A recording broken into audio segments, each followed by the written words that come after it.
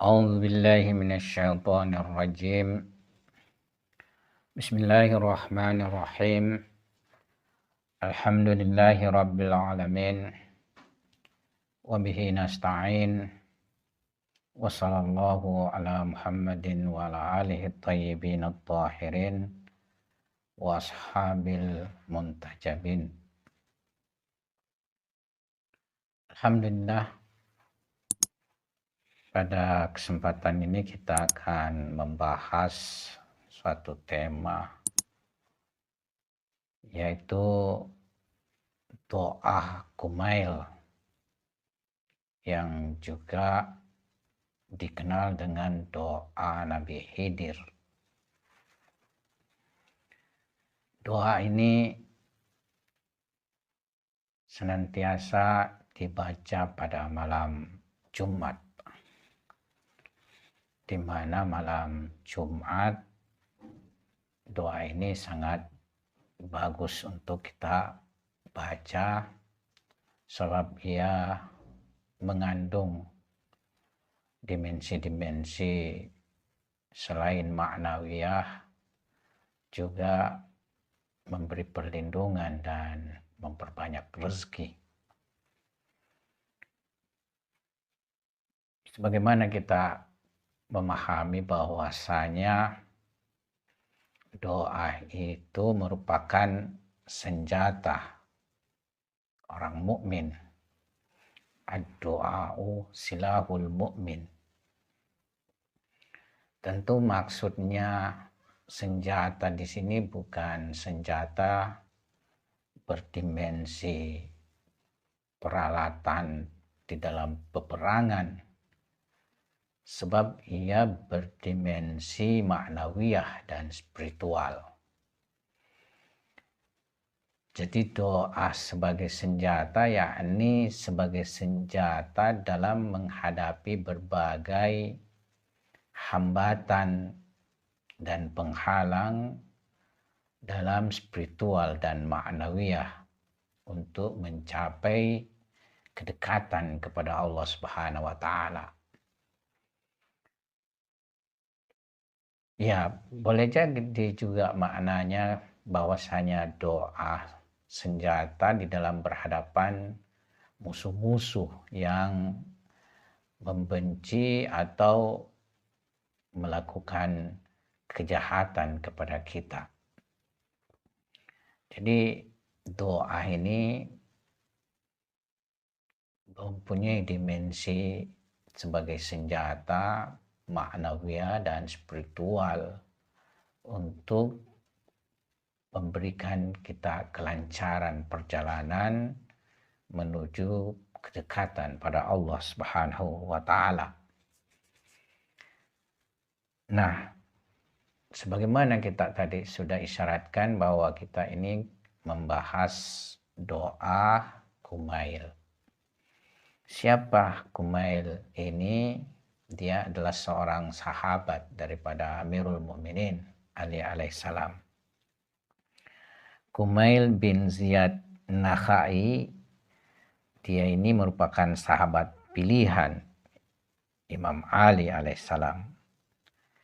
Ketika Imam Ali alaihissalam memerintah, yaitu antara tahun 35 sampai 40 Hijriah, Kumail dilantik menjadi wali kota Haid. Ia akhirnya menemui kesyahidannya pada tahun 83 Hijriah dalam usia 90 tahun atas perintah penguasa zalim Hajjaj bin Yusuf As-Saqafi. Kumail dimakamkan di suatu tempat bernama Saubah yang terletak di antara Najaf dan Kufah di negeri Irak. Doa Kumail ini telah diajarkan oleh Imam Ali alaihissalam kepada Kumail radhiyallahu anh, yang menurut Sayyid Ibnu Taus dalam kitab Al-Iqbal Riwayat ini disampaikan oleh Kumail. Pada suatu hari saya duduk di Masjid Basrah bersama Maulana Amirul Mukminin Ali alaihissalam membicarakan perihal nisfu Sya'ban.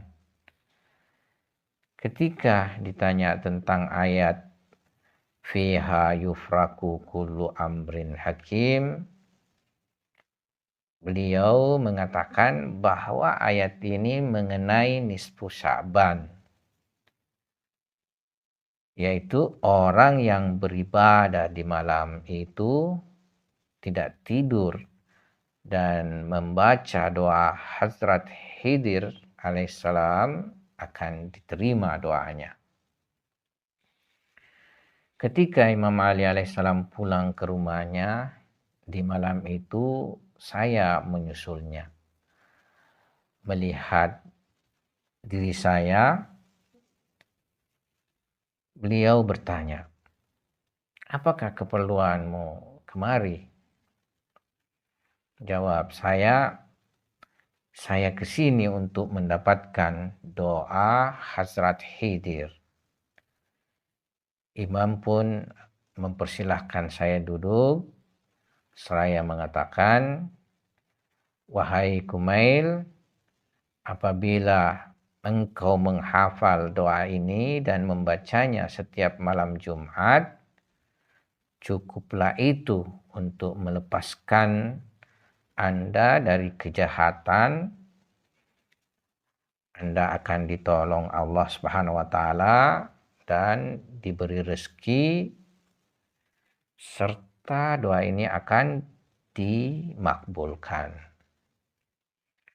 Wahai Kumail, lamanya persahabatan serta pengkhidmatan engkau menyebabkan engkau dikaruniai nikmat dan kemuliaan untuk mendapatkan doa ini. Ya, inilah sekilas tentang doa Kumail. Nah, sekarang kita akan memulai dengan membahas kandungan daripada doa ini. Ya, tentu bermunajat dan berdoa kepada Tuhan mestilah dimulai dengan menyebut namanya. Sebab Bismillah, yakni menyebut namanya, merupakan kunci untuk membuka pintu rahmat, berkah, dan hikmah Allah Subhanahu wa taala. Oleh karena itu sepantasnya seluruh pekerjaan baik diawali dengan menyebut nama Allah yang Maha Pengasih lagi Maha Penyayang. Tidak ada sesuatu pun kejadian di alam tanpa peran dan pengaruh dari satu nama di antara nama-nama Allah Subhanahu wa taala. Karena itu nama Allah merupakan kunci pembuka bagi pintu rahasia-rahasia yang tertutup Tuhan. Dari sisi ini terdapat riwayat dari Rasulullah sallallahu alaihi wasallam, la yuraddu du'aun awwaluhu bismillahirrahmanirrahim. Bahwasanya doa yang dimulai bismillahirrahmanirrahim itu tidak akan tertolak. Akan tetapi sebaliknya terdapat riwayat yang menjelaskan apabila pekerjaan-pekerjaan tidak dimulai dengan menyebut nama Tuhan, maka ia akan terputus atau buntu. Ia adalah abtar. Sebagaimana riwayat berikut ini, Nabi Shallallahu Alaihi Wasallam bersabda, kullu amrin dzibalin lam yubda fihi bismillah fahuwa abtar atau fahuwa akta, yaitu setiap perkara penting, setiap pekerjaan penting yang tidak dimulai di dalamnya dengan menyebut nama Allah, maka dia terputus, maka dia buntung. Dari kedua riwayat ini, maka dapat kita pahami setiap pekerjaan yang apabila diawali dengan menyebut nama Tuhan, maka akan mendapatkan rahmat, mendapatkan berkah, serta mendapatkan warna ilahi. Akan tetapi sebaliknya, pekerjaan yang dikerjakan tanpa menyebut nama Tuhan, maka akan terputus dari keberkahan dan akan terputus dari nilai maknawiyah serta transenden. Jadi doa ini tentunya mesti dimulai dengan membaca Bismillahirrahmanirrahim. Allahumma inni as'aluka birahmatika allati wasi'at kulla syai' wa biquwwatika allati kaharta biha kulla syai'. Ya Allah, aku memohon demi rahmat-Mu yang mencakupi segala sesuatu dan demi kekuatan-Mu yang menundukkan segalanya. Allahumma diambil dari kata ya Allah dan dengan makna wahai Tuhanku. Nah, kemudian huruf ya pada ya Allah terhapus dan digantikan dengan huruf mim tasydid. Menjadilah ya Allahumma yang juga maknanya wahai Tuhanku. Bentuk ini adalah seruan hamba kepada Tuhan, yakni dari yang rendah kepada yang maha tinggi. Kendatipun Tuhan dari sisi kedekatan kepada seluruh maujud-maujud amatlah dekat, sebab itu dia tidak butuh seruan dan panggilan. Hanya dengan berbisik-bisik pun niscaya dia dengarkan. Bahkan dalam hati serta benak pun niscaya Allah Subhanahu wa taala mengetahui. Dalam hal ini ayat suci Al-Qur'an mengisyaratkan a'udzubillahi minasyaitonirrajim wa idza sa'alaka ibadi anni fa inni qarib ujibu da'watad da'i idza da'ani falyastajibu li wal yu'minu bi la'allahum yarsyudun. yakni ketika hambaku bertanya padamu Muhammad tentang diriku, maka sesungguhnya aku dekat. Aku mengijabah doa orang yang berdoa ketika ia berdoa padaku. Akan tetapi hendaklah ia juga mengijabahku dan beriman padaku. Nah, dengan itu dia akan mendapatkan kesempurnaan. Dengan itu dia akan mendapatkan pertumbuhan ma'nawiyah yang baik. Karena itu boleh jadi seruan dan panggilan dalam doa adalah bertujuan untuk menegaskan keinginan sang hamba serta menarik perhatian khusus sang Khalik kepadanya. Dengan demikian, sang hamba dengan menyeru dan memanggil Allah Subhanahu wa taala, ia berusaha menyediakan daya terima dirinya dari inayat Tuhan, serta doanya memperoleh ijabah dari Allah Subhanahu wa taala. Nah, dalam permulaan doa ini kita lihat kata inni as'aluka. Sesungguhnya aku memohon, meminta padamu. Sesungguhnya aku meminta padamu. Aku di sini tentunya bukanlah bentuk ananiyah dan kesombongan. Tapi aku di sini yang disertai dengan permohonan dan permintaan adalah suatu bentuk pengakuan kekurangan dan ketakpunyaan. Dan ini sesuai dengan kedudukan kehambaan sang hamba dan kedudukan keilahian sang Khalik.